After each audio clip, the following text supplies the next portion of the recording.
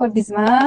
Ko'chadan olib ishlatayotgan parashoklarimiz bilan bizani eko gel parashoklarimizni test qilib ko'ramiz. Birinchi test qilganimizda nimaga kukunli parashokda qilyapsizlar, jiddiy qilinglar deyishgandi. Mana sizlarga jiddiy ko'chani parashogi va bizani parashogimizni keling test qilib ko'ramiz. Portlatib, yondirib bu narsa bormi? Yo'q, qaranglar, mana suv, bitta idishimizga to'la suv soldim и betadin.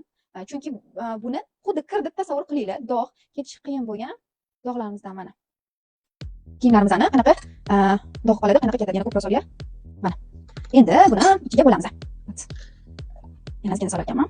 Xil bo'lish uchun mana. Ikkiga bo'ldik. Endi bitta idishimizga bizani o'sha magazindan olib ishlatadigan parashogimizni solamiz. Ko'p solaman, e'tibor beringlar.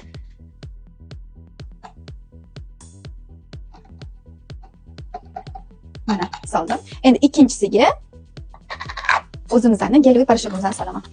Va hidiga вообще gap yo'q. Qarang, ozgina solaman, ko'p emas.